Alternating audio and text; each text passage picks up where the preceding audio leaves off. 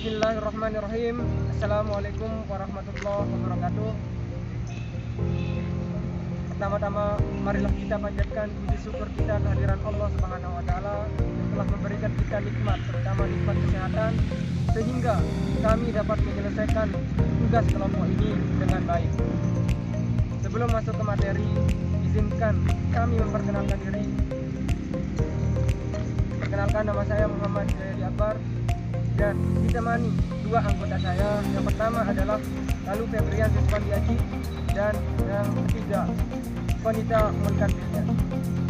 Dalam kesempatan ini kami akan menyampaikan beberapa materi tentang manajemen. Mana yang pertama adalah pengertian manajemen itu sendiri, yang kedua adalah tahapan-tahapan dalam manajemen, yang ketiga konsep yang ada di dalam manajemen, dan yang terakhir adalah fungsi dari manajemen.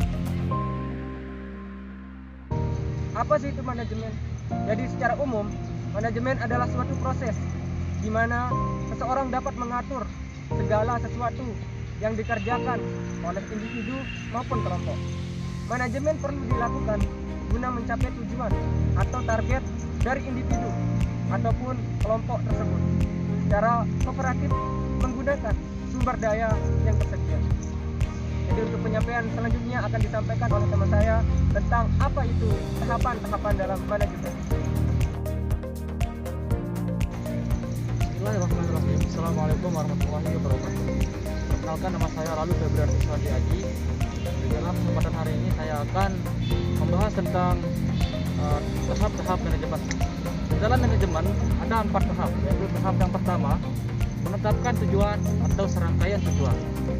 Perencanaan dimulai dengan keputusan tentang keinginan atau kebutuhan organisasi atau kelompok kerja. Tanpa rumusan tujuan yang jelas, organisasi akan menggunakan sumber dayanya secara tidak efektif. Nah, yang kedua, tahap merumuskan keadaan saat ini. Pemahaman akan posisi perusahaan sekarang dari tujuan yang hendak dicapai atau sumber daya yang tersedia untuk pencapaian tujuan adalah sangat penting. Karena tujuan dan rencana menyangkut waktu yang akan datang. Hanya setelah keadaan perusahaan saat ini dianalisa, rencana dapat dirumuskan untuk menggambarkan rencana kegiatan lebih lanjut. Tahap kedua ini memerlukan informasi terutama keuangan dan data statistik yang didapat melalui komunikasi dalam organisasi. Tahap yang ketiga, mengidentifikasi segala kemudahan dan hambatan. Segala kekuatan dan kelemahan serta kemudahan dan hambatan perlu didefinisikan untuk mengukur kemampuan organisasi dalam mencapai tujuan. Oleh karena itu, perlu diketahui faktor-faktor lingkungan intern dan ekstern yang dapat membantu organisasi mencapai tujuannya atau yang mungkin menimbulkan masalah. Walaupun sulit dilakukan, antisipasi keadaan masalah dan kesempatan serta ancaman yang mungkin terjadi di waktu mendatang adalah bagian esensi dari proses perencanaan. Dan yang terakhir, yaitu yang keempat, mengembangkan rencana atau serangkaian kegiatan untuk pencapaian tujuan. Tahap terakhir dalam proses perencanaan meliputi pengembangan berbagai alternatif kegiatan untuk pencapaian tujuan, penilaian alternatif tersebut, dan pemilihan alternatif terbaik paling memuaskan di antara berbagai alternatif yang ada. Dalam manajemen ada 4 konsep yang ada di dalamnya. Yang pertama adalah manajemen sebagai ilmu. Awal mulanya manajemen tidak termasuk sebagai sebuah teori. Teori harus terdiri atas beberapa konsep yang bisa menjelaskan fenomena-fenomena yang ada di dalam manajemen, meramalkan apa yang terjadi, dan membutuhkan ramalan tersebut berdasarkan penelitian secara sistematis. Konsep yang kedua adalah manajemen sebagai seni. Manajemen sebagai seni merupakan sebuah upaya untuk mendatangkan hasil yang maksimal dengan usaha yang seminimal mungkin untuk bisa dilakukan. Begitu juga dengan memberikan pelayanan yang terbaik pada suatu pihak yang berhubungan. Konsep yang ketiga adalah manajemen sebagai profesi. Manajemen sebagai profesi adalah suatu bidang pekerjaan yang dijalankan oleh orang-orang yang mempunyai keahlian serta keterampilan sebagai kader manajemen ataupun seorang pemimpin dalam sebuah organisasi tertentu.